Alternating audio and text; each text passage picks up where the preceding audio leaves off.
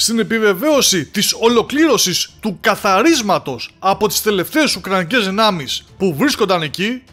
όπως είχαν αναφέρει προχθές βράδυ δημοσιεύματα ρωσικών μέσων ενημέρωσης ότι διεξήγαγαν οι ρωσικές δυνάμεις,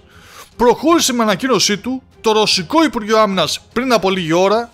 στην οποία και λέει ότι μονάδες της ομάδας στρατευμάτων Νότια απελευθέρωσαν το χωριό Παρασκοβιεύκα που βρίσκεται στην περιοχή του Ντόνετσκ, νικώντας επίσης το ανθρώπινο δυναμικό και το στρατιωτικό εξοπλισμό 14 στρατιωτικών σχηματισμών. Είναι μάλιστα αξιοσημείωτος ο αριθμός των εβδομαδιαίων ουκρανικών απολειών που αναφέρουν, καθώς αυτές ανέρχονται σε 2.835 άνδρες,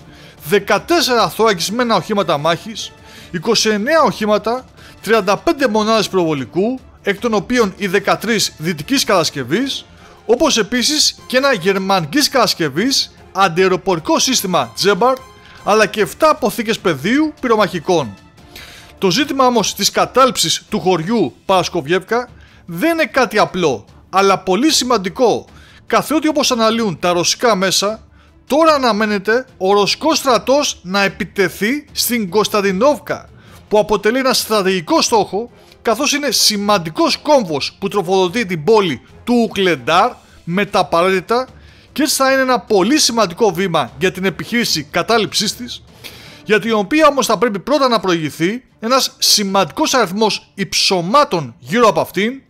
ώστε η πίεση που θα ασκηθεί να είναι ικανή να την φέρει στα ρωσικά χέρια σε πολύ σύντομο χρονικό διάστημα και φυσικά χωρίς μεγάλες απώλειες. Γι' αυτό και η σημερινή επιβεβαίωση της πλήρους κατάληψης του χωριού Παρασκοβιεύκα αποτελεί σημαντική ρωσική επιτυχία που βάζει τα θεμέλια για τη μεγάλη επίθεση στο Ουγκλεντάρ, καθώς οι Ρώσοι συνεχίζουν να σαρώνουν και να προχωρούν στο Ντόνετσκ παρόλη τη δυτική βοήθεια που στάλθηκε. Επόμενος ρωσικός στόχος λοιπόν, η Κωνσταντίνοβκα.